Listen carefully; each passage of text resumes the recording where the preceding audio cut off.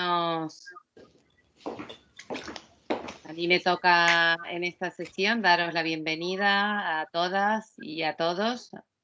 Estamos ya en nuestro 6º encuentro de este curso y, bueno, de este seminario Mujeres en Diálogo. Enrique, ¿se puede abrir mayor volumen? Que yo no oigo bien. No sé si los más... Yo escucho bien, debe ser algo del audio que tendrás que mirar tú en tu ordenador para ver si puedes subir el volumen o cambiar la salida, porque yo creo que sí se oye, no sé el resto. Sí. Totalmente. La oigo bien, ¿eh? Sí, se oye. Sí se oye. Bueno, pues nada, lo que estaba dando es una bienvenida así general a todos los que nos incorporamos de todo el curso y las que os incorporáis nuevas. Sabemos que hay nuevas incorporaciones en esta sesión. Y bueno, lo primero, agradecer otra vez al Centro Universitario Cardenal Cisneros, donde estamos haciendo el seminario este año, especialmente a Isabel, que es súper eficaz enviándonos los temas previos a las sesiones y también enviándonos los vídeos de las sesiones, que aprovecho para deciros que están a disposición de quien los quiera ver. Este año tenemos, además de casi 100 personas que hemos alcanzado en algunas sesiones, después las descargas de los vídeos de YouTube se están multiplicando por 5 y además tenemos la suerte, dentro de lo que esta situación nos ha traído, pues también nos ha traído la posibilidad de encuentro con otras personas, hombres y mujeres de otros países, ¿no? Este año hemos tenido gente, no sé si hoy estáis, de Bolivia, de México, de Ecuador, de Roma, de Perú, y daros a todas la bienvenida, las que estáis por la noche, las que estáis por la mañana. Bueno, sabéis que este seminario nace hace ya 6 años con el anhelo de generar este espacio de reflexión con todo lo que nos pasa en el mundo, de la fe, de la cultura, de las cuestiones sociales, con una mirada feminista, con una mirada femenina. Y bueno, pues paso la palabra a Silvia, que va a presentar a nuestra ponente de hoy, pero antes recordaros el tema de los micros. Creo que ya están todos apagados. Isabel está atenta para apagar si alguien se despista, y en el momento del diálogo, pues el que quiera participar o levanta la mano o abre el micro, pero hasta tanto os agradecemos un montón si tenéis los micros apagados. Y paso la palabra a Silvia. Muchas gracias. Gracias, Teresa. Buenas tardes a todas y todos, que tenemos unos todos por aquí también.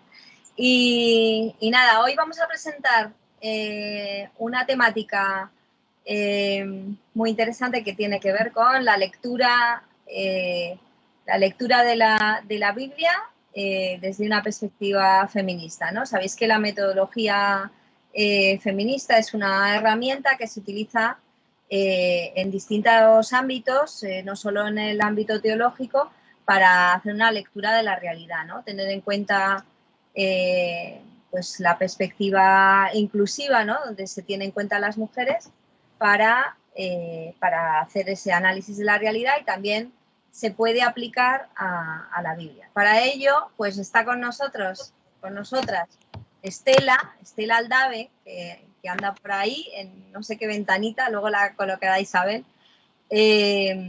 Estela es una biblista maravillosa, no puedo decir nada más que cosas buenas de ella. Nos ha hecho el favor de estar aquí esta tarde con nosotras. Ella es religiosa terciaria capuchina y ahora mismo pues está viviendo en Zaragoza. Ella es diplomada en trabajo social y es doctora en teología bíblica, o sea que no podemos tener mejor animadora de la sesión, porque sabe mucho de esta metodología. Hizo su tesis además en concreto en un texto de Juan, ¿no? Y conoce muy bien el Nuevo Testamento, y forma parte de la Asociación de Teólogas Españolas y también está en el grupo de investigación sobre orígenes del cristianismo, que sabéis que en España tiene es un grupo bastante grande y con gente con mucho nivel en la investigación y que están sacando gran cantidad de publicaciones muy, muy interesantes sobre orígenes del cristianismo, ¿no? Sobre todo, pues, Nuevo Testamento, primera, segunda, tercera generación, ¿no? del mundo cristiano. Y así por completar, un par de publicaciones de las últimas que tiene Estela, que pueden ser interesantes, que tienen que ver también con la situación en la que estamos, ¿no? Yo creo que es interesante también leer, ¿no? Hacer una lectura creyente de la Biblia desde la situación de la pandemia, ¿no? Por eso os señalaba este texto que ella ha publicado hace poco de Seguir a Jesús en tiempos de grandes transformaciones, migraciones, tecnología y vulnerabilidad, ¿no? Que me parece un título súper, súper sugerente y que lo podéis encontrar en un libro coral que se llama A vino nuevo, odres nuevos, tiempos de reforma eclesial, ¿no? Muy, muy interesante. Y otro texto bastante interesante que también os recomiendo, que está en la colección de Aleceia, que es de la Asociación de Teólogas, en el libro Reforma y Reformas de la Iglesia, que se publicó en el 2018. Estela tiene ahí un capítulo también muy, muy interesante, que es una parte relacionada con su tesis, que se llama Liderazgos de mujeres en los orígenes del cristianismo, desplazamientos, retóricas y dinámicas patriarcales. El caso del cuarto evangelio. Os he dicho antes que ella domina muy bien el evangelio de Juan. Bueno, pues os dejo con Estela, que es mucho más interesante que yo. Y nada, le agradecemos de nuevo que esté esta tarde con nosotras. Hacemos parecido otras veces. Ella expondrá y nos animará con algunas ideas la sesión y luego sabéis que tenemos siempre una parte de compartir y de hacer preguntas, ¿vale? Muchas gracias. Estela, cuando quieras. Bueno, pues ¿me oís? ¿Se me oye? Sí. Muchas gracias, Silvia, por la presentación y muchas gracias por la invitación a participar en este encuentro internacional y multitudinario. La verdad es que preparando, pues pensaba que es un privilegio estar aquí con gente de la que sé que tenéis mucho interés en estos temas, ¿no?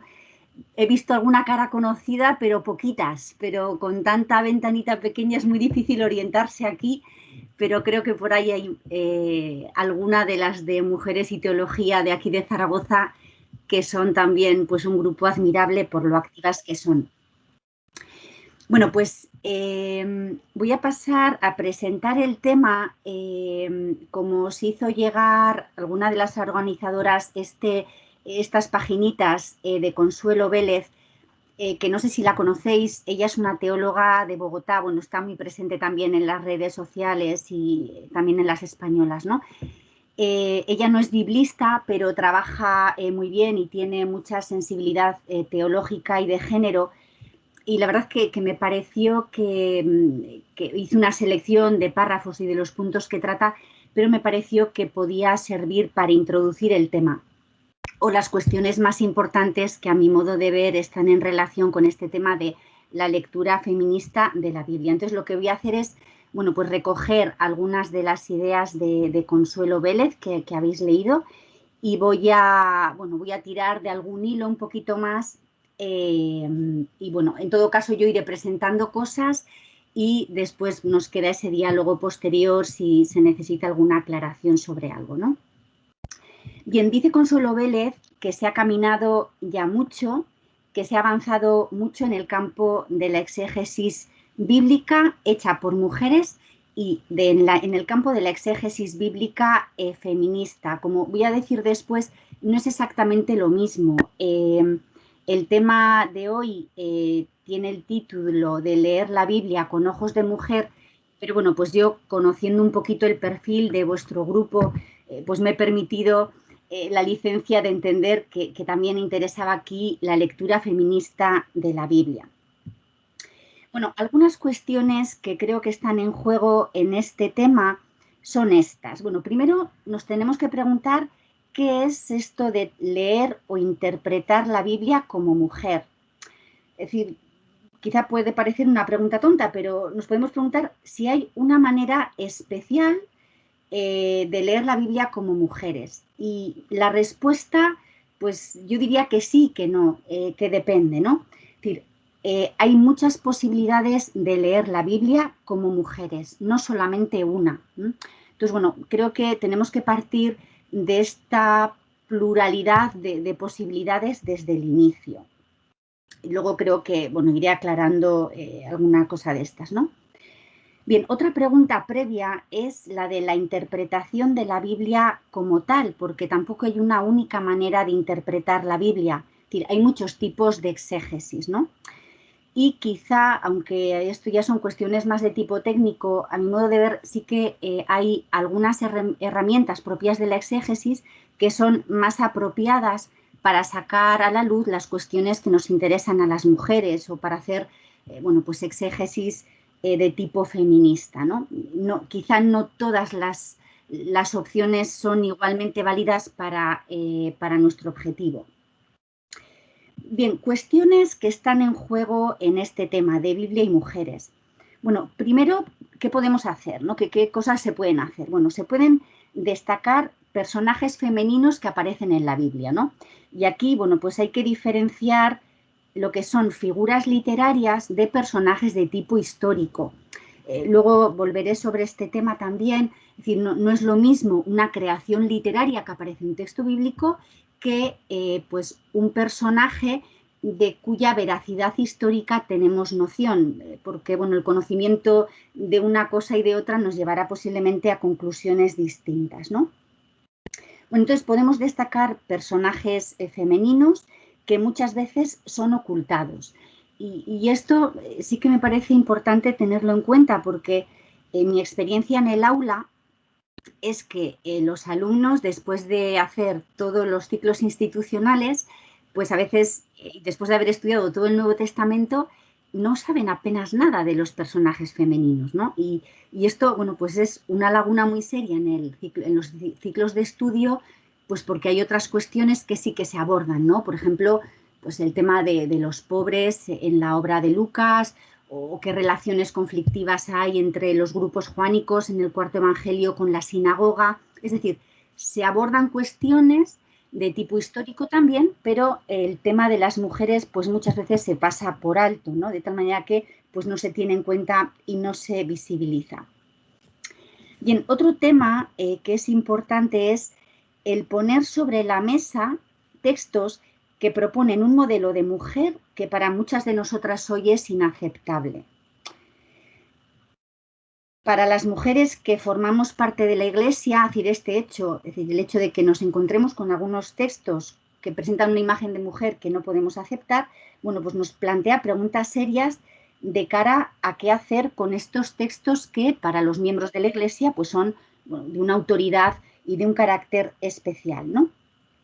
Pero sobre esto también voy a volver después. Aquí tenemos bueno, una vía de salida y es que la exégesis cristiana ha pasado por la Ilustración. ¿Qué quiero decir con esto?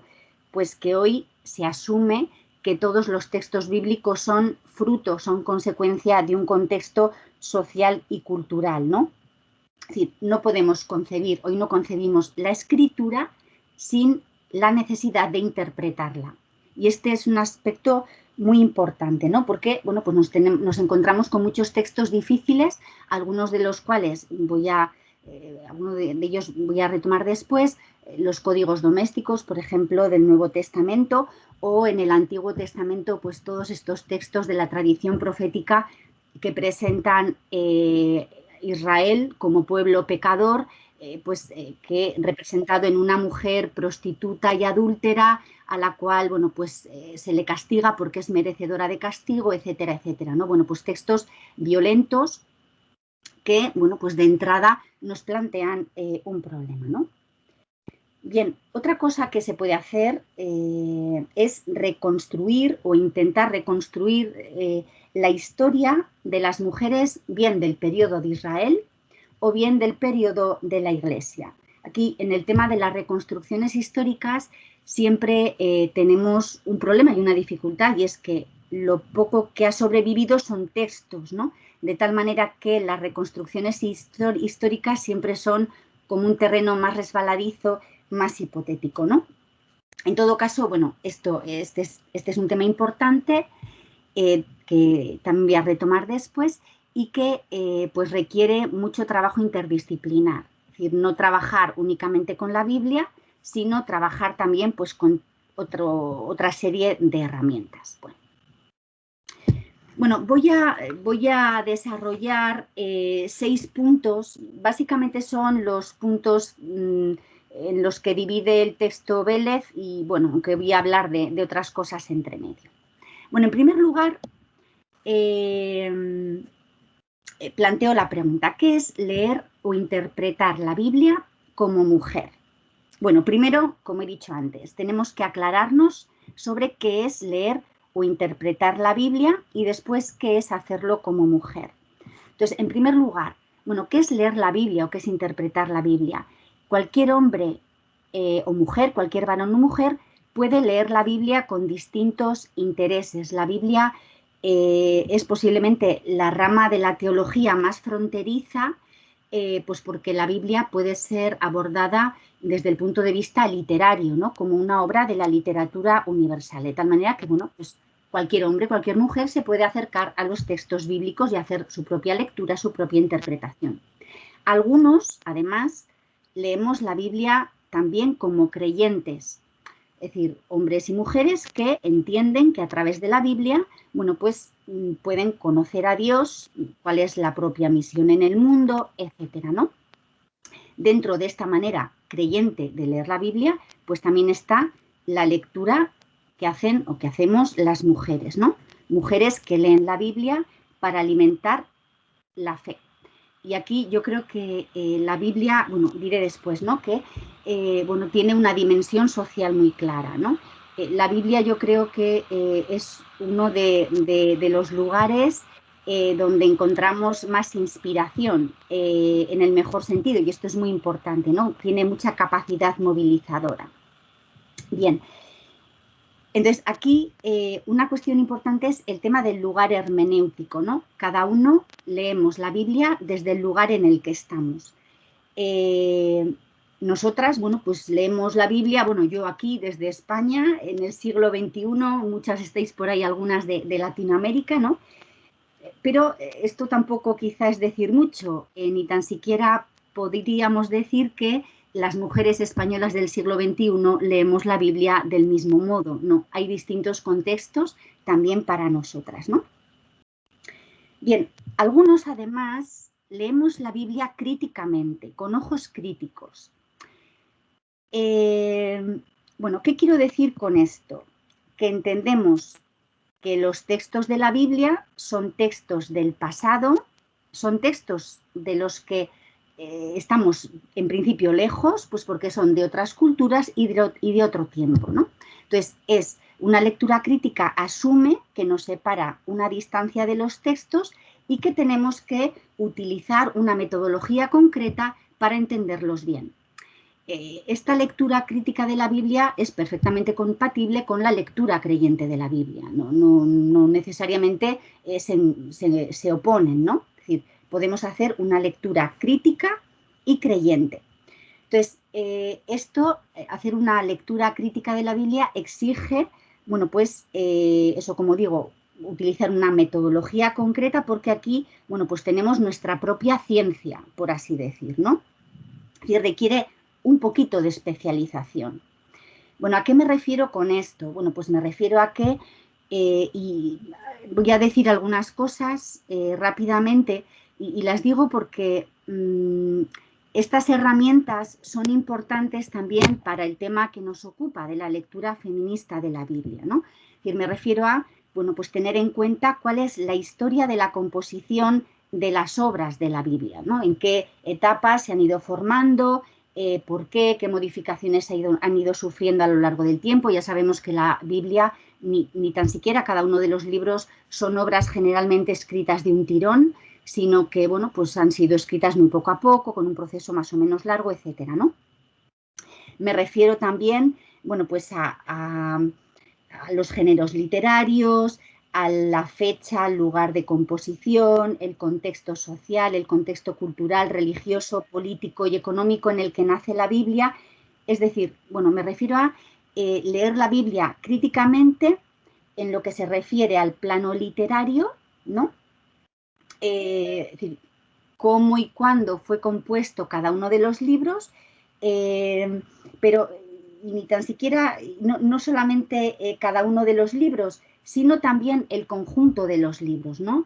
Una de las cosas, uno de los textos que para nosotras son difíciles, pues son de la tradición paulina, pero bueno, pues estos estudios de tipo crítico lo que nos hacen ver es que, bueno, pues las cartas de Pablo son obras de distintas generaciones, entonces pues cada una hay que situarla en un periodo concreto y esto nos va a ayudar también a entender lo que, bueno, pues todo el tema de cómo va evolucionando la visión de la mujer y la propuesta vital que se hace a las mujeres en esos textos, ¿no? Por tanto, lectura crítica en el plano literario y lectura también crítica en el plano contextual, es decir, tener en cuenta el contexto en el que los textos fueron escritos y también la estrategia retórica que tienen. Esto es muy importante. Sobre esto volveré también después.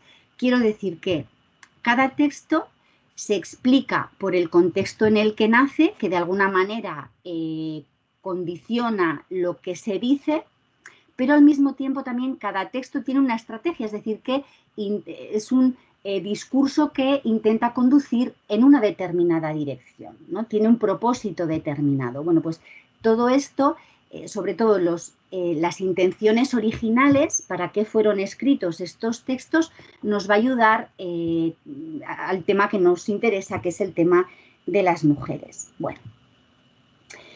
Bien, esta lectura crítica, como decía antes, no está reñida con la lectura creyente, porque para un creyente en la Biblia Dios se está revelando, la Biblia tiene un origen divino, pero bueno, pues para nosotros la Biblia está inspirada. Esto significa que los autores tuvieron autonomía a la hora de escribir, los autores bíblicos, ¿no? Esto, bueno, pues que viene de la Dei Verbum, que fue un tema pues enormemente importante, una aportación grande del Concilio Vaticano II, ¿no? Entonces, para nosotros la Biblia, aunque tiene un origen divino, está escrita por seres humanos que utilizaron sus facultades y talentos, esto es lo que dice la Dei Verbum, en el momento en el que escriben, ¿no? Por tanto, los autores bíblicos escriben según el contexto en el que están. Por eso, para leer, interpretar y comprender la Biblia, bueno, pues hay que tener en cuenta pues todos estos factores culturales, etcétera, que le dan origen a los textos y, por tanto, necesitamos interpretar los textos. Los textos no tienen un sentido inmediato, sino que, bueno, pues tendremos que tener en cuenta distintos aspectos para entender lo que tratan de decir, el mensaje que nos dan. Bien, este aspecto ha avanzado mucho desde el Concilio Vaticano II. El análisis de la Biblia y la comprensión de la Biblia ha avanzado mucho desde los años 60 hasta ahora. Y quizá, bueno, es el ámbito de la teología que se ha abierto más, como he dicho antes, es posiblemente el lugar de la teología más fronterizo. Y quizá eso explica que en España, al menos, en otros países, pues no lo sé, es en el que yo creo que todavía hoy estamos más presentes las mujeres, ¿no? Por una parte, esto también tiene sus inconvenientes, porque es muy importante la labor también de las teólogas de sistemática, ¿no? Bien. Bueno, entonces he ido diciendo algunas de las cosas que hacemos, ¿no? Cuando hacemos una lectura de la Biblia desde el punto de vista de las mujeres, y otra posibilidad es además la exégesis y hermenéutica feministas, ¿no? Bueno, ¿qué es esto? Esta es una lectura, un tipo de análisis que pueden hacer tanto varones como mujeres, no necesariamente solo mujeres, ¿no? Es decir, hay varones que pueden hacer un estudio exegético feminista. La lectura feminista de la Biblia añade un rasgo más, que lo ha dicho muy bien Silvia en la presentación, supone mirar críticamente los textos, entre otras cosas, descubrir qué imagen de mujer presentan, a qué conducen, qué pretenden y dialogar críticamente con estas propuestas. Bueno, en definitiva, luego también voy a volver después sobre esto, la exégesis feminista toma herramientas de la teoría feminista y las aplica a los textos de la Biblia, ¿no? La lectura feminista de la Biblia, creo yo, que va más allá, o al menos puede ir más allá, de los textos que hablan expresamente de mujeres o que tienen personajes femeninos. No necesariamente está limitada esta exégesis a este tipo de textos, ¿no? Pongo dos ejemplos. La exégesis feminista puede abordar, por ejemplo, todas las... Y de hecho, bueno, se ha hecho, ¿no? Puede abordar los textos del Nuevo Testamento que interpretan en clave expiatoria la muerte de Jesús, ¿no? Y puede preguntarse, bueno, pues todas estas cuestiones ligadas al sufrimiento, bueno, pues cómo nos afectan a las mujeres, cómo las podemos entender, cómo podemos entender nosotras el sentido redentor del sufrimiento, si lo podemos entender del mismo modo que los varones, qué implicaciones tiene para nosotras, etcétera, ¿no? O, otro ejemplo, la cuestión del servicio en el Evangelio de Marcos. En Marcos 10, la discusión, este texto que conocemos muy bien, la discusión de los hijos del Zebedeo, ¿no? Que quieren sentarse a la derecha y a la izquierda de Jesús. Jesús les propone el servicio. Bueno, pues podemos preguntarnos, ¿no? Si una mujer puede entender este texto, una mujer que ha sido siempre relegada a un segundo lugar, si puede entender este texto o debe entenderlo del mismo modo pues, que un varón que nunca lo ha estado, por ejemplo, ¿no? Bueno, dos ejemplos. Bien. No, antes de pasar a otro punto, bueno, quiero decir, antes de que se me olvide, que en la Biblia encontramos voces muy diversas en lo que se refiere a las mujeres. Es decir, en la Biblia hay mucha diversidad sobre casi todo. También en la propuesta que se hace a las mujeres. No hay una única imagen de mujer y tampoco hay una única propuesta de vida para las mujeres, ¿no? Entonces, bueno, esta diversidad es importante tenerla en cuenta, como también es importante tener en cuenta el peligro de hacer una lectura sesgada de los textos, ¿no? Bueno, en realidad creo que todos lo hacemos, yo también, ¿no? Es decir, hay distintas propuestas, lógicamente con unas nos identificamos más, con otras nos identificamos menos, ¿no? Pero, bueno, pues luego diré también, ¿no? El peligro de utilizar unos textos en detrimento de otros, ¿no? Bien. Bien, a propósito de la exégesis feminista,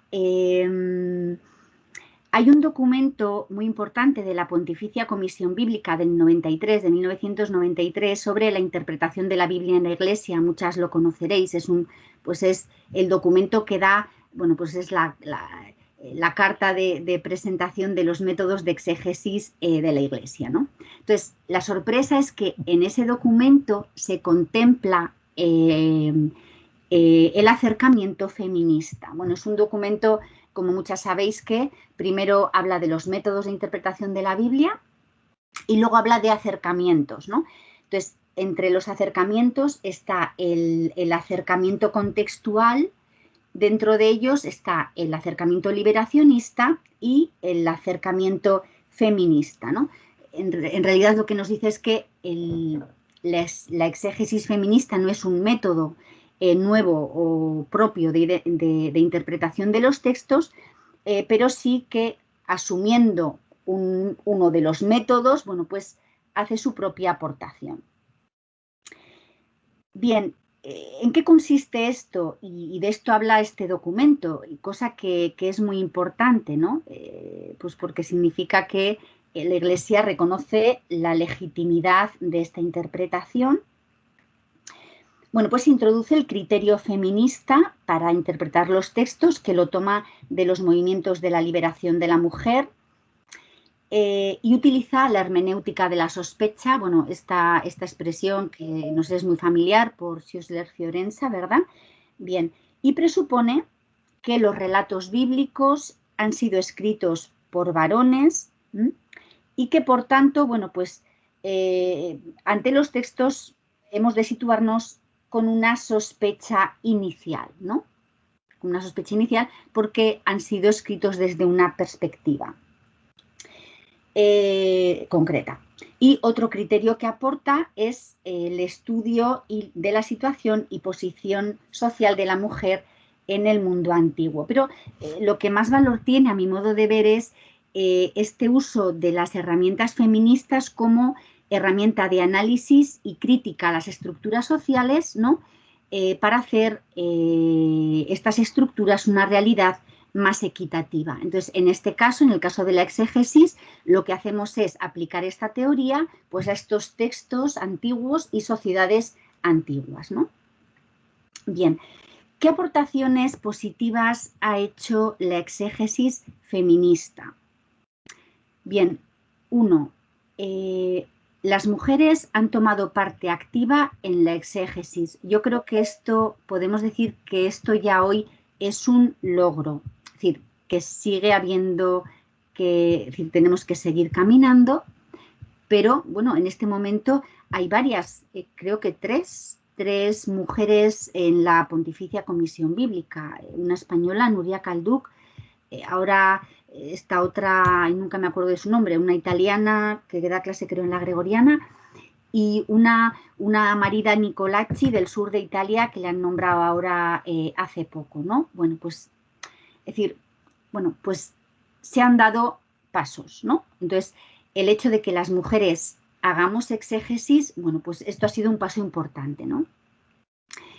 Se ha logrado percibir la presencia, el significado y el papel de la mujer en la Biblia, en los orígenes cristianos y en la historia de la Iglesia.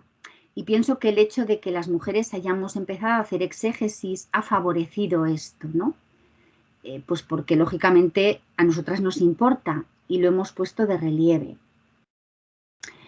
Otro aspecto, y esto es el tema, uno de los temas que me voy a ocupar también después, es que se han intentado corregir lecturas e interpretaciones tendenciosas que intentaban perpetuar el dominio del varón. Es decir, estos son los textos difíciles con los que nos encontramos, ¿no? Por ejemplo, pues la carta a Timoteo, pues que la mujer no hable en las asambleas y que le pregunte a su marido cuando llegue a la casa, ¿no? Bueno, pues esto es un texto tendencioso, ¿no? Añadiría yo a esto, se ha intentado también corregir una interpretación de la Biblia que perpetúa una particular imagen de la mujer. ¿A qué me refiero? Por ejemplo, el tema de María Magdalena, ¿no? Que aquí no es principalmente lo que dicen los textos, sino la manera en la que se ha interpretado el dato bíblico, que es, bueno, pues ir trasladando todo el tiempo que María Magdalena es una prostituta, cuando los textos no lo dicen, ¿no? Es decir, aquí hay que corregir una mala interpretación, no una tendencia negativa de los textos, ¿no? Bien, y otro punto, se ha contribuido a descubrir el rostro femenino de Dios. Bueno, yo creo que esto ya es algo como ya muy asumido, pero que hace unas décadas esto sí que era una novedad, ¿no? Hoy pues a nosotras nos resulta ya como algo, bueno, pues que ya va con nosotras, ¿no? Y esto se asume, ¿no? Con mucha más facilidad. Bien. Bueno, paso a hablar de una tarea, una de las tareas que se hacen y que hay que seguir haciendo, que es recuperar textos que aportan una visión nueva de la mujer o que aportan otra visión de la mujer. Bueno, aquí sobre esto se ha hecho mucho. Quizá esto, quizá todavía en el mundo, así en el plano más divulgativo, quizá todavía falta por difundir, ¿no? Pero bueno, ¿a qué me refiero aquí? Pues a toda esa serie de personajes femeninos que están en la Biblia y que son personajes femeninos muy importantes, ¿no? Las grandes figuras del Antiguo Testamento, pues Judith, Esther, Ruth, ¿no? Ana en el primer libro de Samuel, Débora en el libro de los jueces, la mujer de Tecoa, es decir, estas figuras femeninas que en algunos casos son protagonistas de un libro, en otros casos, bueno, pues son personajes más pequeños dentro de una obra, pero bueno, que tienen un papel importante, ¿no? Muchos de estos son personajes literarios, no son personajes históricos, ¿no? Pero también, bueno, aquí pues podemos señalar, aunque luego ya voy a volver sobre estos textos cuando hablé de la historia, bueno, pues las figuras femeninas que aparecen en los evangelios como miembros del grupo de seguidores de Jesús, el texto importante de Lucas 8, 1, 3, ¿no? Donde aparecen el grupo de las mujeres después de ser mencionados los 12, o el capítulo 16 de la carta a los romanos, un texto clave, ¿no? Donde aparecen muchas figuras femeninas, y estas sí que son históricas, pues con funciones de gran relevancia dentro de las comunidades, ¿no? O, bueno, pues el famoso dicho de Gálatas 3, 28, 29, ¿no? Ya no hay ni judío ni griego, ni esclavo ni libre, ni hombre ni mujer, ¿no? Bueno, pues todos estos textos que, bueno, recuperan pues un modelo de mujer bueno, pues activo, ¿no? Más de liderazgo, que tienen una acción muy importante, pues o bien en la comunidad o bien en una historia, ¿no? Y que, bueno, pues son textos que hay que poner sobre la mesa y no olvidar. Bien. Otra tarea: la exégesis crítica de textos sobre la mujer, sobre las mujeres que han favorecido más su subordinación. Bien, aquí es lo que decía antes de textos difíciles, ¿no? El primer ejemplo de esto también habla Vélez en los escritos, en el escrito que habéis leído, el ejemplo del Génesis, ¿no? La imagen de Eva, que parte del problema está en el texto, pero parte del problema también está en la interpretación, ¿no? En relación con este pasaje del Génesis, 1 Timoteo 2, 9, 14, un texto que no sé si habéis leído para preparar esta sesión, lo voy a leer.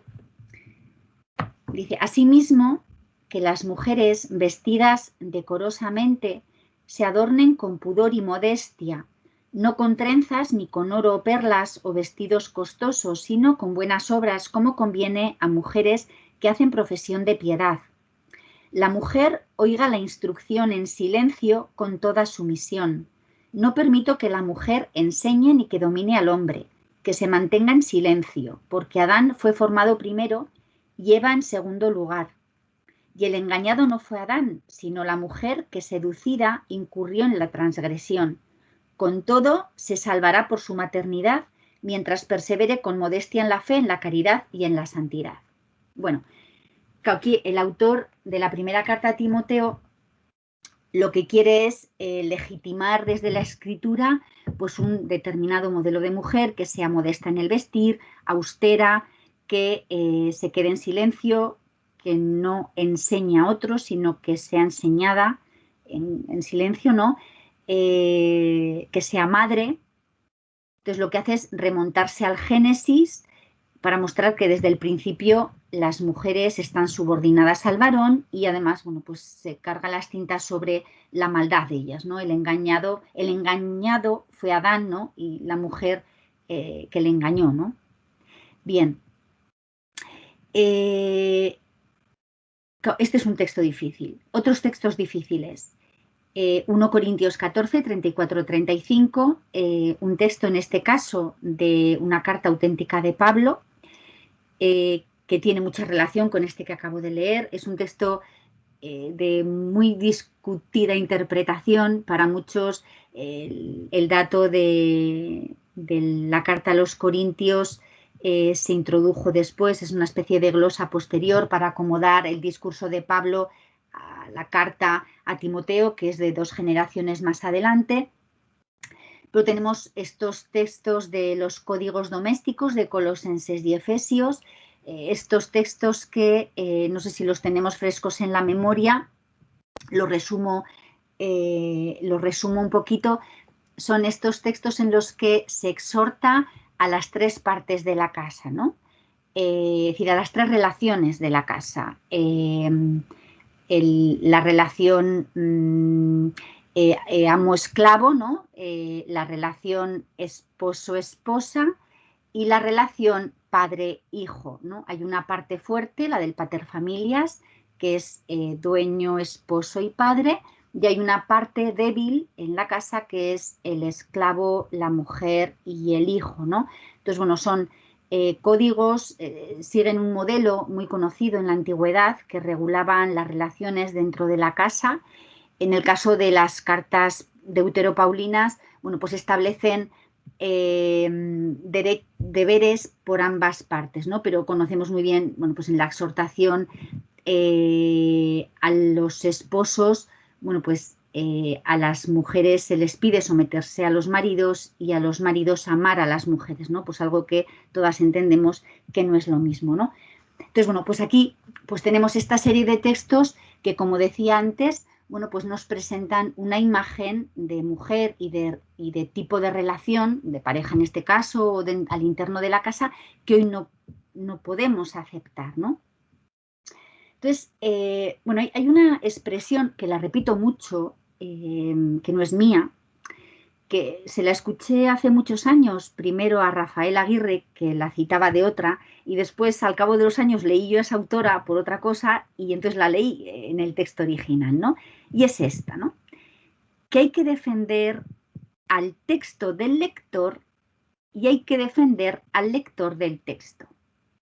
Esto lo dijo Sandra Snyders hace ya muchos años. Y es que me parece que es una expresión que la primera vez que la escuché me sorprendió mucho, porque esto de defender al texto del lector lo tenía asumido, pues porque los textos hay que protegerlos un poco de nuestras lecturas sesgadas, que no tenemos las gafas apropiadas, pero claro, esto de que nos tenemos que proteger nosotros del texto, pues claro, inicialmente me sorprendió, pero es verdad, ¿no? Es decir, no estamos obligados a asumir todas las representaciones de la realidad, todas las cosmovisiones que aparecen en los textos bíblicos, ¿no? Es decir, y aquí, bueno, pues vuelvo a lo que decía antes, ¿no? Del tema de la interpretación. Los textos son fruto de un contexto, entonces, bueno, no tenemos por qué asumir hoy un determinado modelo simplemente porque en el texto aparezca. Habrá que ver por qué aparece en ese texto, a qué responde, cuál es su origen, es decir, cómo se explica que eso se diga así, por qué se dice y, en todo caso, discernir si nos obliga a nosotras o no, ¿no? Y en este caso, pues yo estoy convencida de que no. Esta serie de textos que regulan las relaciones dentro de la casa, bueno, pues responden a un momento dado de evolución bastante tardío dentro del cristianismo primitivo, en el que, bueno, pues las comunidades cristianas de alguna manera, bueno, pues intentaban no ser excesivamente llamativas en el contexto, de tal manera que asumieron, bueno, pues algunos roles y modos de vivir que estaban bien vistos en su entorno, pues entre otras cosas, posiblemente para crecer, ¿no? Para, bueno, pues para no ser un movimiento muy minoritario por ser tan fuertemente contracultural, sino, bueno, pues relajar un poco la exigencia y, pues bueno, hacer un tipo de comunidades más asequibles al a más miembros, ¿no? Que se pudieran integrar bien. Pero en todo caso, sí que quiero decir algo, y es que los textos bíblicos, todos, ¿no? Tuvieron en su origen una dimensión no solamente religiosa, sino también social y política. Es decir, en el sentido de que tienen una propuesta no solamente de cara a la propia vida individual, sino es decir, social y política, de organización, ¿no? Y claro, no solamente eso, sino también creo yo que la interpretación y la recepción que hoy hacemos de los textos también las tiene. Tiene una dimensión social y una dimensión política. Por eso no solamente es importante lo que dicen los textos, sino cómo los entendemos, ¿no? Es decir, qué hacemos con esos textos nosotros hoy. Bien. Bueno, tengo todavía un poquito más de tiempo, ¿no? Y en relación un poquito con esto, pues hemos de tener en cuenta que la Biblia, como todos los textos de la tradición, puede manipularse con distintos fines, ¿no? Es decir, y esto me refiero no solamente a lo que dicen los textos, sino también a cómo los entendemos, ¿no? De tal manera que, claro, si hoy queremos presentar un determinado modelo de mujer, bueno, pues podemos ir a un determinado texto y, bueno, pues insistir ahí, ¿no? Y manipular el sentido. Entonces, bueno, pues tenemos que ser muy perspicaces para detectar interpretaciones interesadas o para detectar pues aquellos discursos o aquellas propuestas que eligen unos textos pero obvian otros, ¿no? Entonces, bueno, por eso es importante, bueno, pues conocer pues la variedad de textos que tenemos y las distintas propuestas que se hacen. Bien. Otra tarea es la de reconstruir la historia de las, llama Vélez, las antepasadas bíblicas, ¿no? Es decir, aquí me refiero, la autora se refiere y me refiero yo también a las figuras históricas, no las figuras literarias, ¿no? Es decir, quiénes son, qué mujeres, qué rostros concretos de mujeres hay detrás de la Biblia. Entonces, aquí el terreno es mucho más firme dentro de lo frágil, ¿no? Es mucho más firme en el periodo del Nuevo Testamento, me parece, que en el periodo del Antiguo, ¿no?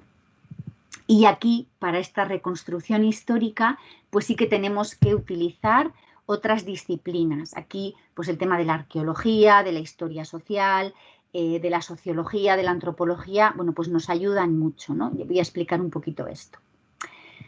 Entonces, para esta reconstrucción histórica es importante tener en cuenta tanto lo que dicen los textos como lo que no dicen. Me parece a mí.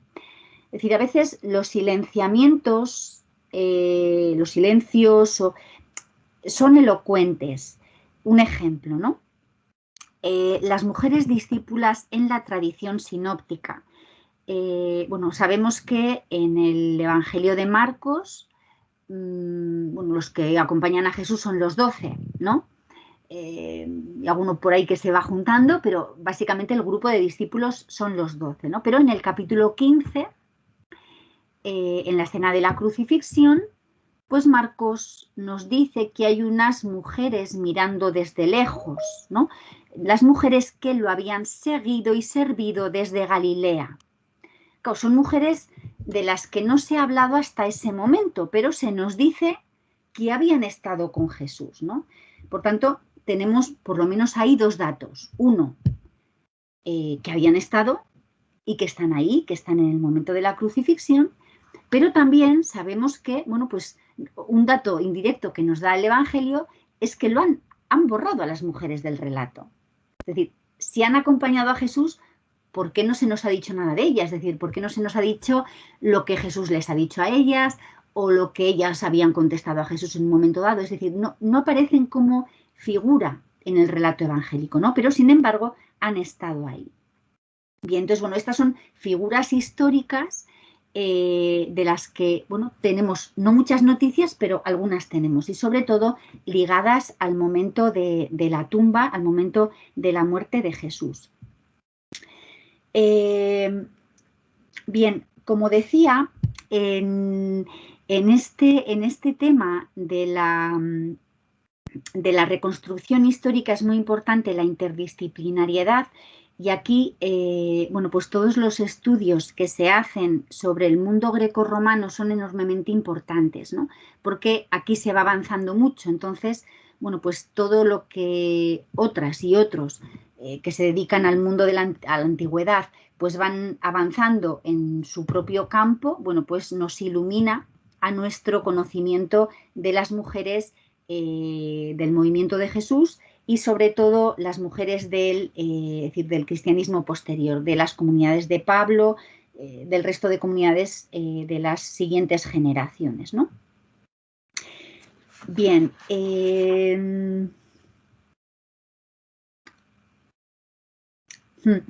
A propósito de esto, y termino ya con Marcos, es decir, además de estas reconstrucciones de tipo histórico, también es importante tener en cuenta bueno, es decir, la importancia que le dan, que dan los evangelios a algunos temas, ¿no? Por ejemplo, he dicho que claro, las mujeres han sido borradas, ¿no? del relato evangélico, pero al mismo tiempo Marcos nos deja bueno, pues una huella que es elocuente también, ¿no? Y es el tema del servicio. Bueno, ya sabemos que la suegra de Pedro, ¿no? Aparece al principio del Evangelio de Marcos, es un relato de curación. Bueno, Jesús le toca de la mano, la levanta y ella dice el texto que se pone a servirles, ¿no? Bueno, pues ahí se utiliza el verbo diaconeo. Es el mismo verbo que Marcos utiliza para estas mujeres discípulas del capítulo 15, las que habían seguido y servido a Jesús desde que estaba en Galilea. Por tanto, el ministerio público de Jesús, por así decir, está jalonado por estos dos servicios llevados a cabo por mujeres, ¿no? A las dos se les atribuye este verbo servir, y curiosamente es un tema en el que Jesús tiene que insistir mucho a los discípulos varones porque no lo entienden, ¿no? Entonces, bueno, es verdad que Marcos no les da a estos personajes femeninos la misma relevancia que da a los 12, no hay mandato misionero para ellas, etcétera, no hay envío misionero, pero es decir, hay una especie de guiño en el Evangelio que es así como decir, bueno, en realidad las que se han enterado son estas, ¿no? Y no los discípulos. Pero bueno, como digo, bueno, pues ahí hay que ir bueno, pues viendo los textos despacio. Posiblemente no hay una única propuesta dentro de los evangelios, de cada evangelio. Bien.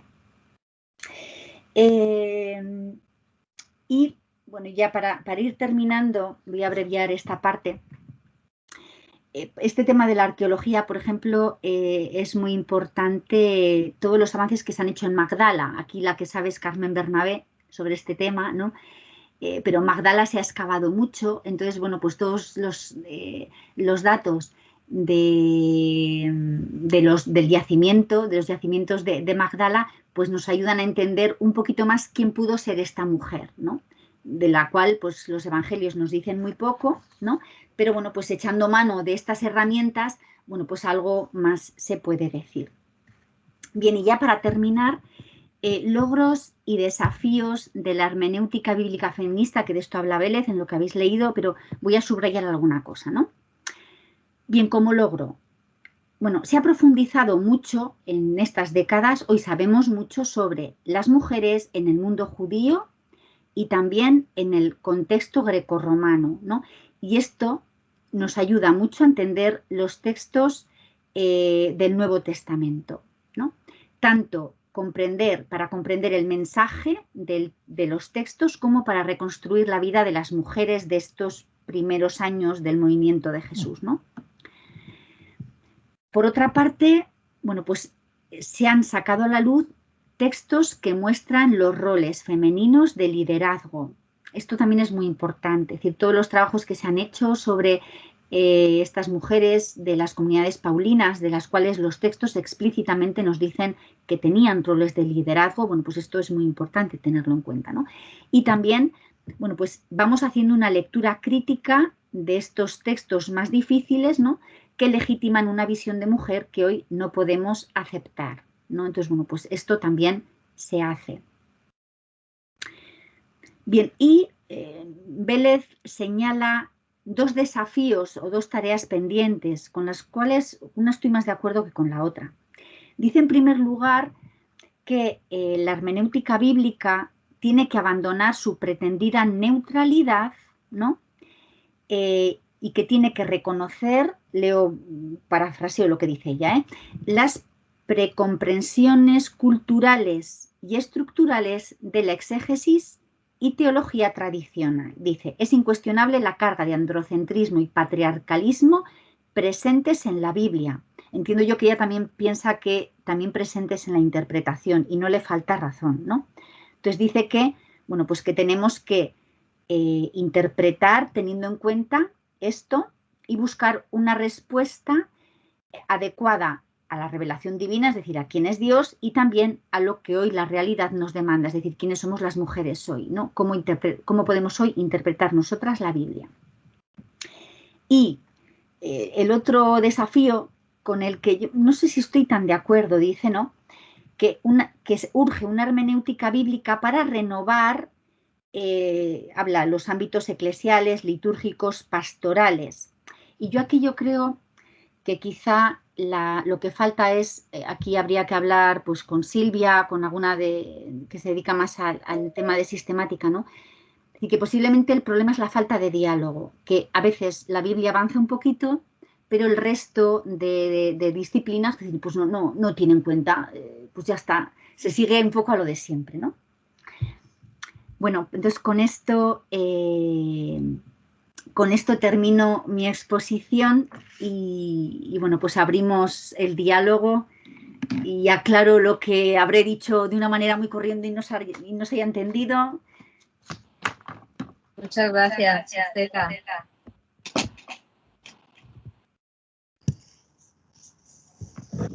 Julia. Muy bien. ¿Vas a...? Sí. Pues, si os parece, a todas las compañeras y compañeros que desean aportar algo, si o bien me levanto o bien por el chat, lo podemos recorrer y se lo lanzamos a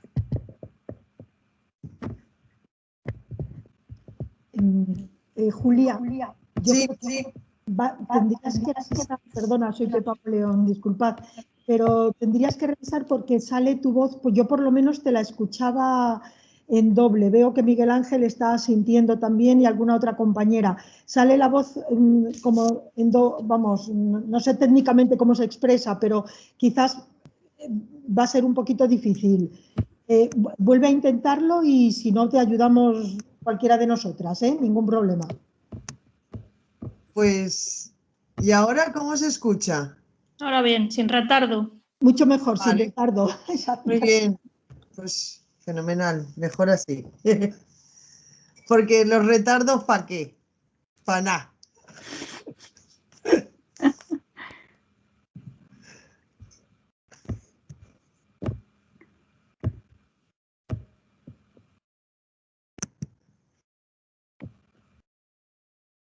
A ver.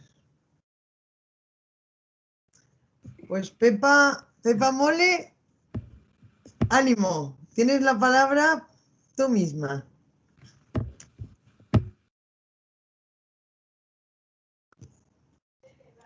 Dale al micro, Pepa. Sí, disculpad, es que le estaba dando y no me respondía.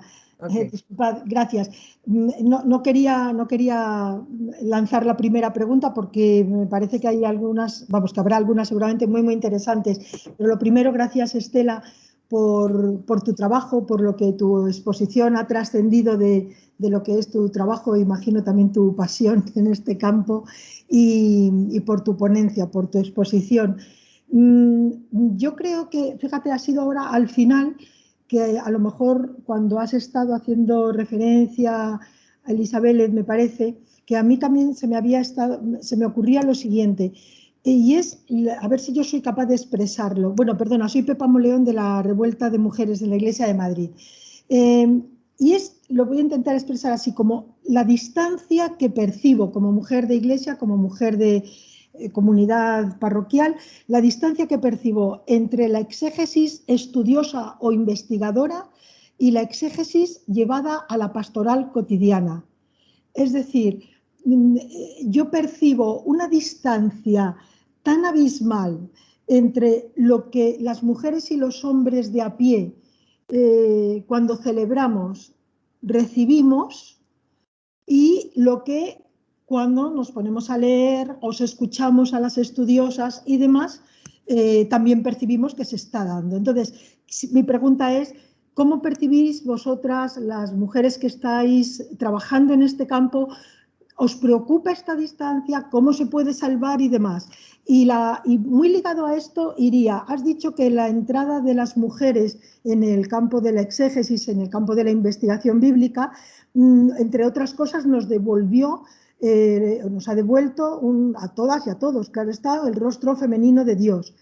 Y yo lo he experimentado así, claro está. Pero también pregunto y comparto entre todas nosotras, las que hoy estamos aquí, ¿cuántas de nosotras, cuando rezamos el Padre Nuestro, decimos, Padre, Madre Nuestra, que estás en el cielo?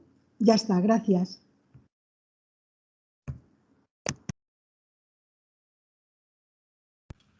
Sí, gracias, Pepa.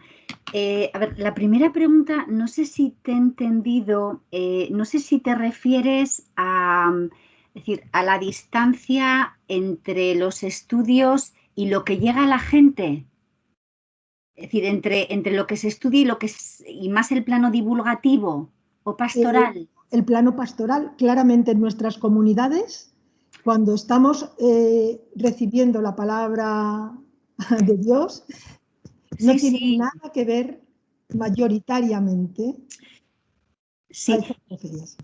Sí, quizá es que, yo os confieso, que últimamente este tema me preocupa. No sé si te digo yo un poco lo que percibo y a ver si coincide con lo que dices tú. Es decir, hace poco en clase, y eran alumnos de un nivel ya alto, es decir, me quedaba yo asombrada de que hubiera cosas que no supieran, ¿no? Entonces, yo me di cuenta, o me parece, que hay temas que igual en determinados contextos se trabajan mucho y que igual nos parece que están suficientemente extendidos y no lo están. ¿A esto te refieres, Pepa? Entonces, por ejemplo, yo hablo de los roles en las comunidades paulinas, es decir, en las mujeres que sabemos que formaban parte de las comunidades de Pablo y, por ejemplo, la mayor parte de la gente de nuestros movimientos esto no lo sabe. Por ejemplo, ¿no? Entonces, yo no sé... No querría estar, vamos a hacer un diálogo y mucho menos acaparar, ¿no? Pero yo he intentado expresarlo diciendo que la exégesis que recibimos cuando estamos celebrando en las Eucaristías, que es el contexto en el que vivimos nuestra fe en las comunidades, la exégesis es una exégesis cuando existe exégesis, cuando no hay una literalidad en la interpretación, ¿no? Pero cuando existe exégesis, es una exégesis absolutamente tradicional, absolutamente desencarnada y absolutamente, por supuesto, alejada de todo el aporte de la teología feminista. Pero incluso aunque no pidiera que este aporte feminista se fuera incorporado, la interpretación, la exégesis, es una exégesis. Entonces, no ha habido ni renovación de los textos, porque habría que pedir también, desde el pueblo tendríamos que pedir eso, y en esa línea de lo que tú has dicho, ¿no? De hacer una selección y demás, y una contextualización, pero sobre todo es que no tiene nada que ver con la exégesis de cuando nos metemos mínimamente en procesos de exégesis, de exegética. O sea, un tema un vacío muy grande es el tema formativo. Yo creo que aquí, es decir, en la Iglesia Católica tenemos una gran laguna en el tema de la formación, ¿no? Entonces, no hay formación y no hay capacidad crítica tampoco, pues porque falta mucha formación. Y luego ya el tema, pues de cómo, cómo preparan pues a nivel pastoral las celebraciones quienes habitualmente las preparan, pero claro, ahí ya sí que poco se puede hacer, más que motivar, intentar, pero yo ahí no puedo, ¿qué te voy a decir? Gracias. Claro. Gracias, Estela, gracias. Sí. A ver, Estela, por el chat nos habla Mabel, que está participando, y nos comenta en relación a un par de textos. Dice que el texto de Timoteo no sería tan problemático si quedara claro que Adán no fue nunca el primero. Mercedes Navarro, desde el 2000, lo deja claro en Barro y Aliento, ¿no? Y eso dice que daría para otra sesión. Y luego también nos comenta también Mabel qué padre nos cuidó, como mujeres digo. Dina fue violada y su padre Jacob ni se preocupó de ella. Claro. ¿Él es nuestro padre? ¿A qué padre representa? Ni la cuida ni la visibilizo. No tuvo tribu, no tuvo futuro. No sé, por aquí... Claro. Sí, bueno, y además así respondo a la segunda pregunta anterior que se me había olvidado, la del padre, ¿no? Bien, en primer lugar, claro, el texto de Timoteo y la relectura que hace del Génesis, claro, Timoteo hace la lectura del Génesis que le interesa, lógicamente no le interesa el primer relato de la creación en el que varón y mujer son creados al mismo tiempo, le interesa presentar una determinada imagen y por eso recurre al texto que recurre y lo interpreta de la manera en que lo interpreta. Sobre el otro tema, en el de el asesinato y la violación de Dina, pues ese es uno de los textos difíciles de violencia, ¿no? Entonces, no tenemos por qué asumir es decir, todas las imágenes que se derivan de ahí. Por supuesto que ninguna de nosotras creemos que Dios quiere la violación de una mujer, ¿no? ¿Qué hacemos con ese texto? Pues, lógicamente, creo, bueno, aquí Mercedes Navarro puede hacerlo mucho mejor que yo, ¿verdad? Pero claro, pues tenemos las categorías de un pueblo que entiende que eso puede ser, claro, tiene más legitimidad que desde luego lo que tiene para nosotros hoy, ¿no? Pero no nos obliga a asumir esa visión ni de Dios ni de relaciones humanas, por supuesto que no. Esto es lo mismo, antes decía, el capítulo 16 del libro de Ezequiel es durísimo, es uno de los capítulos más duros de la Biblia, ¿no? La sangre, es decir, el cuerpo de la mujer, cómo queda ahí, pues otro texto enormemente violento. Claro, ¿cómo vamos a pensar que Dios es así o que Dios nos quiere así? Por supuesto que no. El problema es el pueblo de Israel, qué imágenes se concibe en el momento en el que esos textos se escriben, ¿no?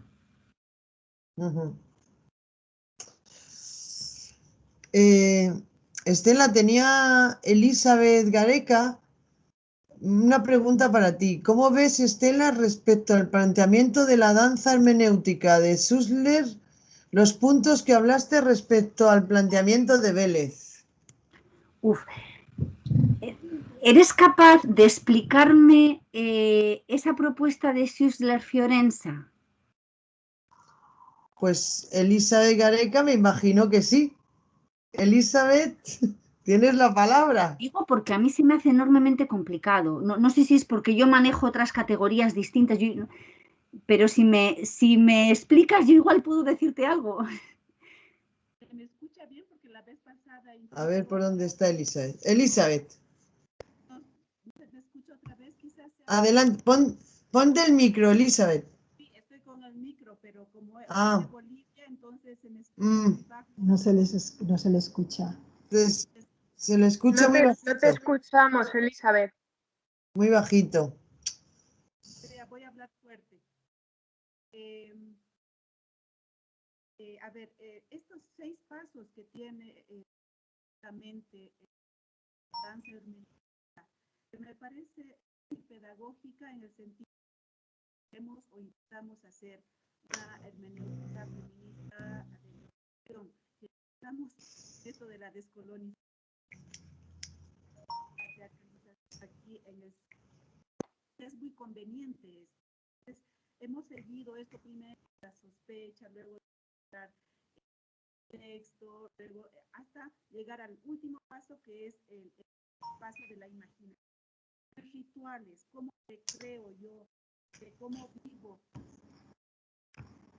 Perdona, Elizabeth, que creo que no te estamos escuchando, es que se oye tan bajito que es muy difícil entenderte, lo sentimos muchísimo.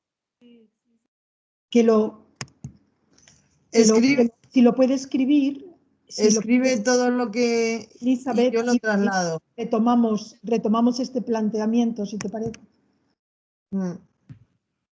Sí, de todas maneras, yo la metodología de Schussler-Fiorenza yo no la sigo. Yo trabajo los textos desde una perspectiva y a veces que he leído alguna cuestión de ella me parece enormemente complicada en este sentido. No sé si voy a poder decir algo en relación con esto, la verdad.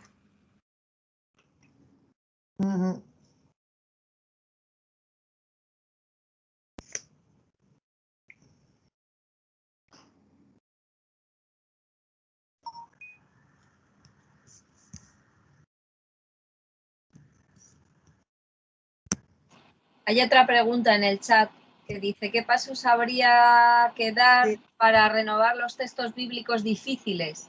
Como planteaba antes Pepa Monleón. Sí, yo creo, claro,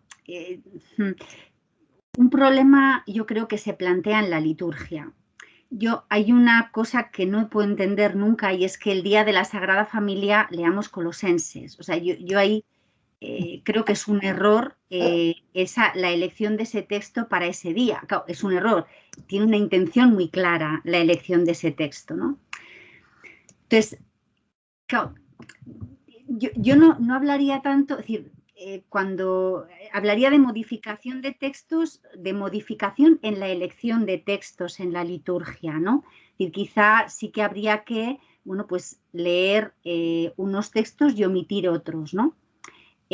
Por la importancia de lo que, es decir, por las consecuencias tan importantes que tiene la lectura en el contexto litúrgico. Es muy importante lo que se lee en la liturgia, tiene una capacidad enorme de configuración de la asamblea, ¿no? Ahora bien, luego la otra cuestión es que seguimos teniendo en la Biblia textos difíciles que tenemos que saber interpretar, ¿no? Entonces, en el entretanto, que no se van a modificar las lecturas litúrgicas, el reto sería pues, que en la propia liturgia se interpretaran adecuadamente los textos. El problema es cuando eso no se hace o cuando se hace mal. Es así. Yo creo que ese es un problema muy serio. Que pues hace poco, ¿no? Que se leyó en la liturgia el texto de Proverbios de la mujer perfecta. Claro, pues es que el hecho de que ese texto se lea, pues ya da pie, es decir, que según quien lee ese texto y según quien lo interpreta, pues a que pues ya sabemos lo que nos toca oír. Entonces, pues es un tema muy, muy difícil, muy difícil. Y pienso que, claro, a ver, voy pensando en voz alta, ¿eh? No podemos pretender, creo, tampoco que nuestra lectura de la Biblia sea única. Es decir, esto creo que tampoco, ¿no? Una de las cosas de las que yo estoy plenamente convencida es que el sentido de la Biblia es inagotable, ¿no? Esto significa que, bueno, pues hoy decimos una cosa de los textos y quizá dentro de unos días tengamos que modificar algunas cosas. Hay temas que ya yo creo que están suficientemente consolidados y que hay mensajes que decimos, bueno, pues esto ya, hay que decir que, esto se puede decir y esto no se puede decir de ese texto, ¿no? El tema es que en la Iglesia estamos muchos, plurales. Entonces, bueno, pues hagamos lo que podamos cada uno donde estamos. No veo otra posibilidad de intentar transformar nuestros lugares, ¿no? Lo que se pueda hacer.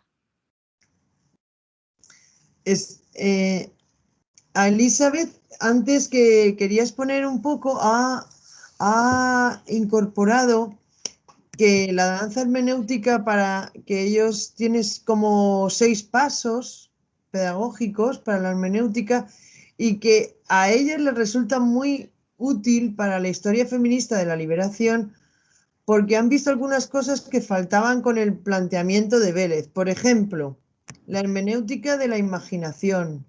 ¿Cómo vivimos y recreamos los rituales hoy? Pues, ¿vale? En ese sentido quería...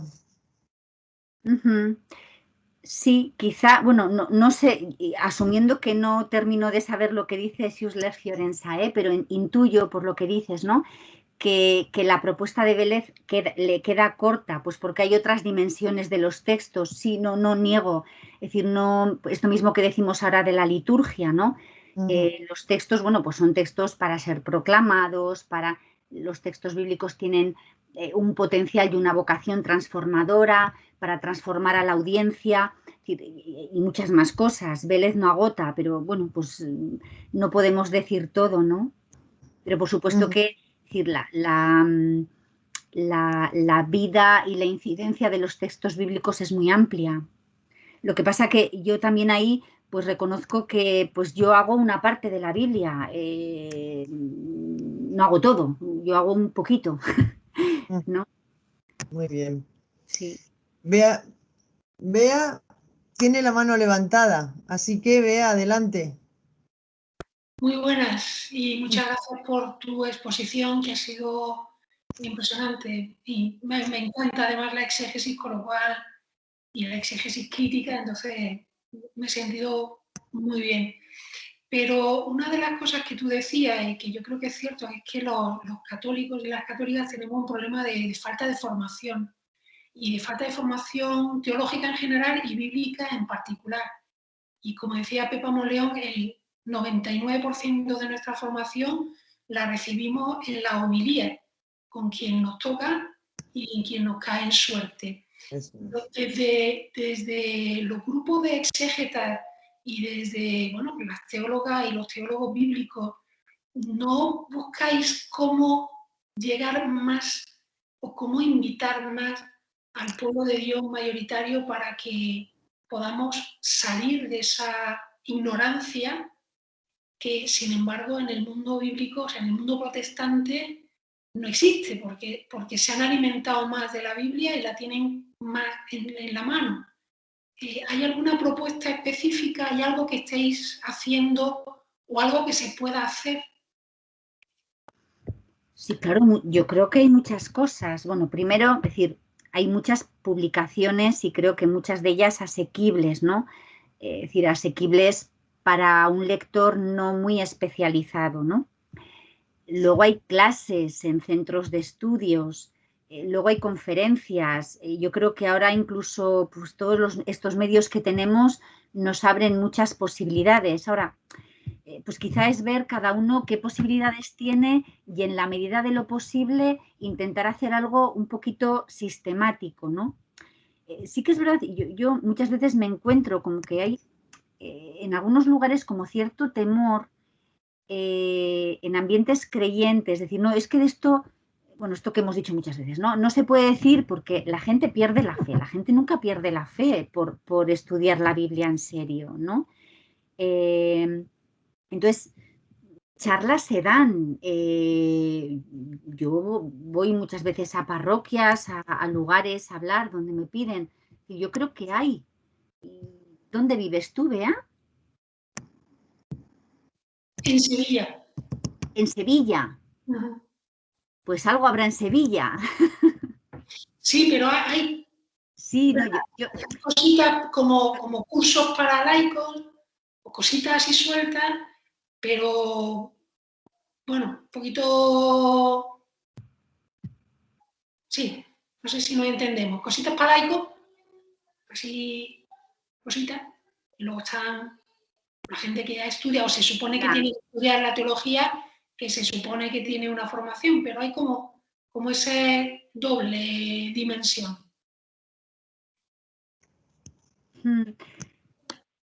Hombre, también es posible pues intentar, digo, no sé, como hacer grupos pequeños y hacer itinerarios formativos. Pero, por ejemplo, pues estos encuentros que tenéis aquí una vez al mes son un medio, y así como este se pueden hacer otras cosas, ¿no?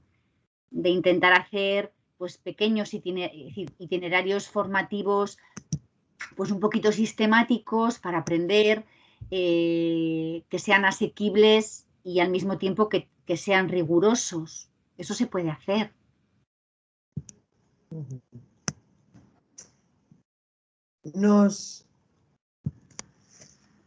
Vale, Bea, ¿has terminado? Sí, guay. Pues Isabel García nos decía que ella no cree tanto que haya que suprimir textos, sino repensarlos y reinterpretarlos. Porque el problema mayor es que desde un banco de una iglesia pues no se puede rebatir las homilías, sino que son totalmente verticales y representantes de una forma de funcionar en obediencia en el que solo uno habla y el pueblo de Dios escucha sin opinar, ¿no? Entonces, en ese sentido, ya que era complicado. Leonor Viajas nos comenta que el servicio que Jesús propone a los de Cebedeo es el del diaconado o servicio que propone a la mujer. Esta propuesta de Jesús a los varones es regalarnos al papel de la mujer en este tiempo.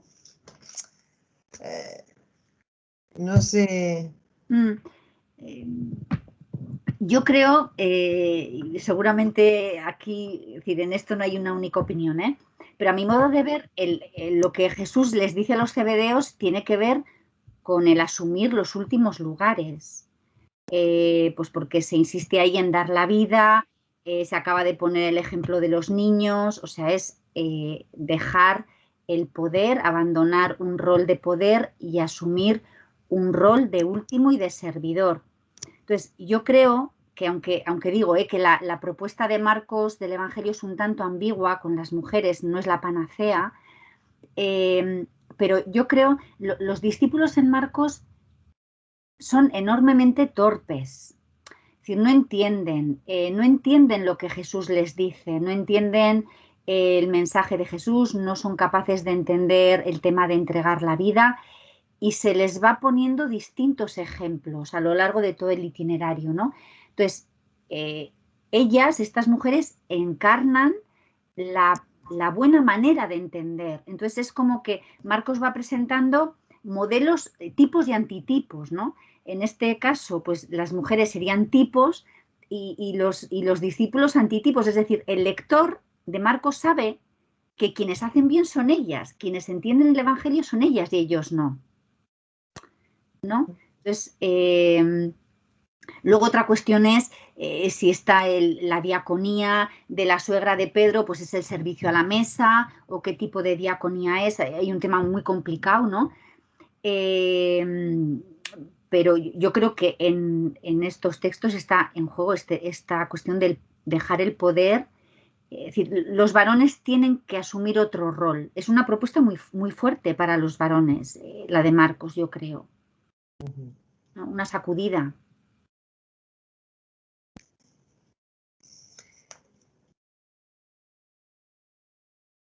Bueno, Elizabeth saben que está desde Bolivia y dice que le encanta este colectivo de teólogas, sus eslogan, hasta que la igualdad se nos haga costumbre, por ejemplo, que le parece muy creativo, ¿no?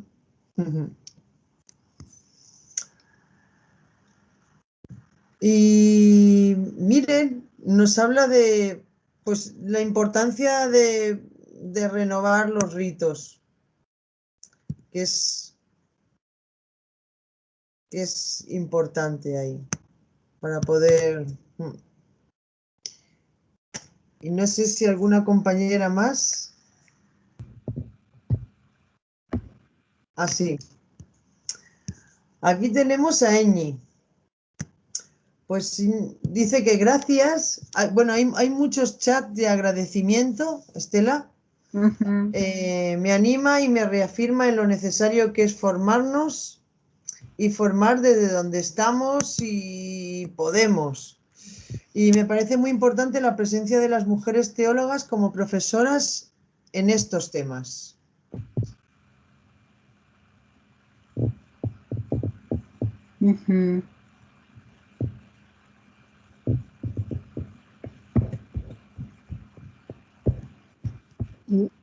Julia, ¿hay alguna otra palabra? Porque si no, yo la he intentado subir, pero... Yo no veo palabras dadas. Entonces, si no hay otra palabra y hay tiempo todavía para alguna pregunta, Isa, quizás que estás controlando. Sí, dale, ¿sí? Pepa. Vale, Claro, pues no, un poco por, vamos, como rematar un poquito la intervención de Bea, que a su vez se basaba en mí, simplemente clarificar que cuando yo he hablado de la distancia entre la exégesis académica y la exégesis, no sé cómo la he denominado, perdonad, vuelvo a ella, investigadora, es decir, desde la que estáis trabajando y ejerciendo y tanto tú como Silvia, como todas las compañeras que estáis en esta línea y a las cuales agradecemos tanto por el acompañamiento que nos estáis dando, yo la distancia la ponía no tanto, sí, por supuesto, en relación al laicado, pero yo la pongo sobre todo en aquellos que tienen, y no es por encontrar y por buscar responsables, pero en aquellos que tienen casi el monopolio de llevar esa exégesis al pueblo. No somos, las laicas y los laicos llevamos muchas décadas, bastantes, no digo muchos, pero algunos llevamos muchas décadas formando, buscando y demás. Es decir, estamos aquí, yo creo, en este entorno. Este es un entorno que, si me permitís, yo llamaría de sana impaciencia. Las mujeres y los hombres que estamos en este entorno y en otros tantos entornos, lo que estamos es impacientes, porque a veces sentimos que se nos va la vida, las vidas personales, y no vamos a encontrar lo que creemos que debería ser una correcta interpretación de la palabra. Es por ahí por donde yo antes he hecho mi intervención. Dicho lo cual, y no quiero volver a ello, mi pregunta iba a ir hacia algo que además me ha gustado porque has arrancado de ella, de esa afirmación, bueno, de esa reflexión, y me gustaría si pudieras volver a ella, si lo consideras oportuno, Estela, y es la diferencia que has hecho entre la lectura de la Biblia desde mirada de mujer y la lectura desde una mirada feminista. Me gustaría, porque simplemente, con esto termino, porque me parece que a las propias mujeres que nos sentimos feministas y en entornos feministas, hay veces que la palabra feminista, el término feminista, como que nos cuesta un pelín y entonces decimos, bueno, lectura de la Biblia con mirada de mujer. Incluso a lo mejor el propio título que nosotras le hemos puesto a esta intervención tuya hoy. Me gustaría, gracias. Sí, la diferencia, como dices, yo creo que es clara, es decir, una lectura femenina, solemos decir femenina o feminista, ¿no? Pues una lectura femenina es la que hace cualquier mujer de la Biblia. Es decir, yo soy mujer y leo como mujer. ¿Es esto importante? A ver, sí, es importante. ¿Por qué? Y esto además lo quería haber dicho y luego no lo he dicho. Este aspecto que he dicho del contexto hermenéutico, es decir, es significativo porque cada uno se fija en algunas cosas de los textos conforme a su experiencia, ¿no? Entonces, es verdad que no hay una experiencia universal como mujeres, somos muy distintas entre nosotras, pero sí que es verdad que, bueno, pues igual algunas cosas, posiblemente algunas compartimos, ¿no? Entonces, bueno, pues tenemos más sensibilidad hacia algunos aspectos de los textos que igual otros no tienen, ¿no? Bueno, ese sería, bueno, la lectura hecha de mujer. Pero claro, el tema del feminismo es muy importante porque ahí lo que hacemos ya es coger unas herramientas explícitas de análisis, ¿no? Entonces, este es otro, es decir, es un tema muy complicado este de la exégesis feminista, pues porque el feminismo también es plural, ¿no? Y tiene herramientas muy distintas. Esta es otra película, pero bueno, simplificando mucho, yo entiendo que una manera simple de pensar esto es, bueno, que nos da herramientas para detectar qué estructuras sociales y qué discursos son opresivos para las mujeres, ¿no? Qué discursos no propician una situación igualitaria. Entonces, eso lo utilizamos como estrategia de análisis de los textos bíblicos. Incluso a veces podemos llegar un poquito más allá. Si reconstruimos historias de las mujeres que hay detrás de los textos, también podemos analizar pues, estructuras eclesiales en el mundo antiguo con estas categorías de género feministas. Entonces ya es introducir un elemento abstracto de análisis en los textos, ¿no? No sé si me explico, Pepa, ¿sí? Sí, yo te he entendido bien, te lo agradezco, gracias. Sí, no, es una manera, claro, y no es lo mismo, es decir, una lectura de la Biblia hecha por mujer no es una lectura crítica en principio, es una lectura hecha por mujer. Si le añade el tema crítico es un plus, ¿no? Ahí. Muy bien. Estela nos pregunta, Juan, que, bueno, agradece mucho y si le recomendaría alguna lectura a las no iniciadas en la materia. Si podrías recomendar alguna lectura a las que no están iniciadas en esta materia. En interpretación a la Biblia, yo creo que en la página web de la ATE tenemos bibliografías, ¿no, Silvia?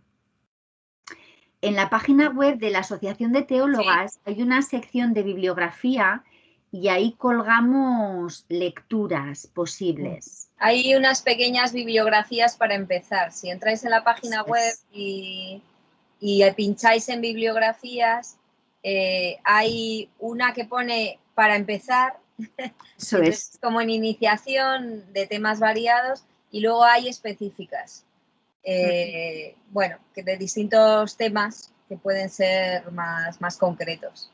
Yo quizá, Estela, no sé qué te parece, pero a lo mejor es un libro interesante, no tanto de hermenéutica bíblica, o sea, de exégesis, sino más introductorio en cuanto a figuras femeninas y cómo interpretar esas figuras femeninas en el Nuevo Testamento. El libro de Lisa, el de ¿cómo se llama? Sí, autoridad. ¿Qué se sabe de las mujeres en los orígenes del cristianismo? Que es una colección muy divulgativa y que para empezar a leer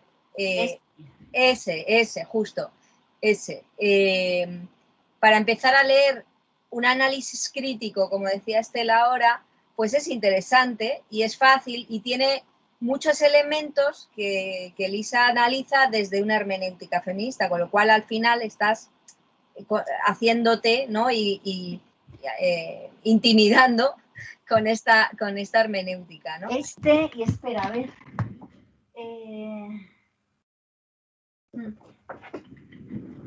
Quizá también, de estos de la colección Alecella, que es de la ATE, y de estos estudios son bastante asequibles, yo creo.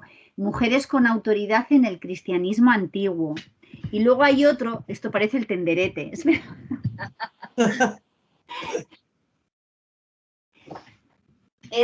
con ellas tras Jesús, también es de Biblia. Esos dos están muy bien también. Sí, entonces, bueno, estos son de la colección de la ATE, que están en Verbo Divino. Entonces, estos son el de Elisa. Este de Elisa es todo sobre las mujeres en las distintas generaciones, en el movimiento de Jesús, las mujeres en los evangelios, en las comunidades de Pablo y en el periodo de los padres más antiguo. Y estos otros dos de Alecella, pues son estudios cortitos sobre distintos temas. Y si queréis leer una cosa así, como decimos en Madrid, que se pueda leer en el metro, los dos libritos primeros de la colección Mujeres Bíblicas que está sacando San Pablo, uno habla sobre... A ver si los puedo encontrar. Uno, es... Mujeres en la Biblia hebrea, ¿no? Que lo ha escrito Yanire Angulo. Yanire no trata tanto de personajes, sino de conceptos femeninos que hay en la Biblia, que es muy interesante. ¿no? O sea, ¿qué visión de lo femenino tienen los escritores mayoritariamente masculinos de la Biblia, ¿no? Entonces, muy breve y está súper bien, ¿eh? Y Yanire es muy clara, punto por punto, muy ordenada. Y el otro es de Isabel Gómez Acebo. Sí, estos además tienen la virtud de ser muy breves. Que Son es más... breves, son de libro de metro, como digo yo. Sí, sí, sí, es verdad. En el metro. Las discípulas de Jesús, y lo que hace es una introducción al Nuevo Testamento. Diferente, ¿no? Un estilo diferente al de Yanire, pero también más cercano a otro tipo de hermenéutica que decía antes, la compañera que no me acuerdo cómo se llama. La de Bolivia. Me oía el nombre, el hablar. Más imaginativo, ¿no? Más desde un punto de vista mucho más,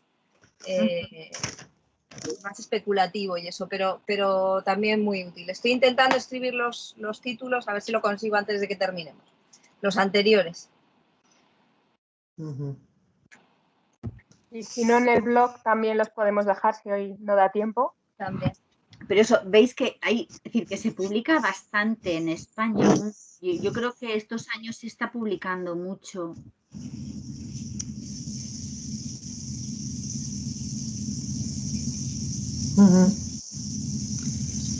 Tanto Mabel como Miren como Ana nos agradecen mucho por estos espacios que animan, inspiran, sobre todo a seguir adelante, ¿no? Que hay que seguir manteniéndolos. Son fuente.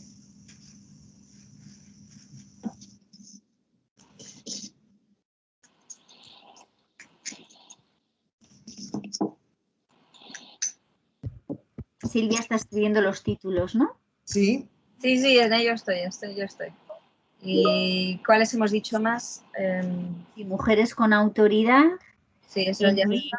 Sí, estos, sí, yo estos tres y luego los de PPC. Elisa. Y luego hay también, estos son un poco más exigentes, tienen ya unos años una compañera para Marcos y una compañera para Mateo, que estos son traducción del original inglés, de Feminist Companion. Y luego hay otra, esto es más exigente, pero hay una colección de Biblia y mujeres en Verbo Divino que tiene muchísimos volúmenes. Si entráis en la página web encontraréis que son libros que se publican y se traducen, o sea, en inglés, en alemán, en italiano y en castellano, cada número también. Eso ya es serio.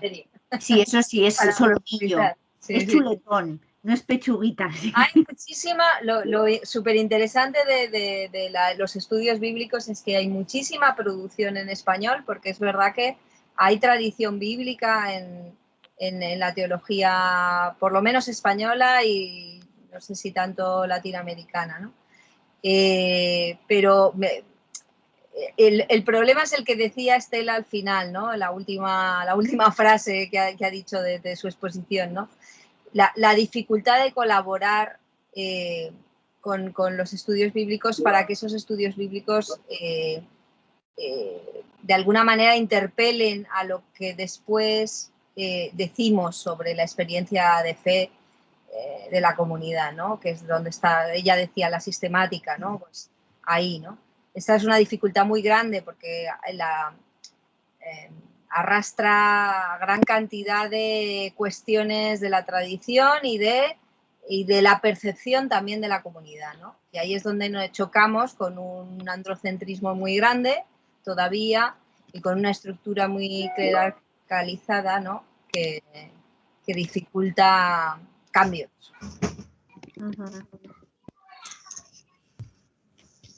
Pues muy bien. Qué bueno que la hermenéutica pueda hoy seguir siendo buena noticia cada día que la escuchamos, aunque sea desde las parroquias y desde un banco, pero que se nos haga buena noticia, ¿no? Que ahí están nuestros oídos. Pues agradecemos mucho a todos los compañeros participantes, Estela, teólogas que nos han apoyado en este escudriñar la hermenéutica, que siempre parece un tema así como muy serio, muy rimbombante, pero a la vez es apasionante, ¿no? El poder adentrarse en la vida de unidades de los textos y de sus imaginarios. Y nada, nos emplazamos a nuestro siguiente encuentro, en el que serán varios colectivos los que participen. Os llegará la información, os llegará la invitación y Estela, muchas gracias. A vosotras. Porque espacios así son necesarios y dan oxígeno. ¿Vale? Muchas gracias por la invitación. Nada. Muchísimas gracias, Estela.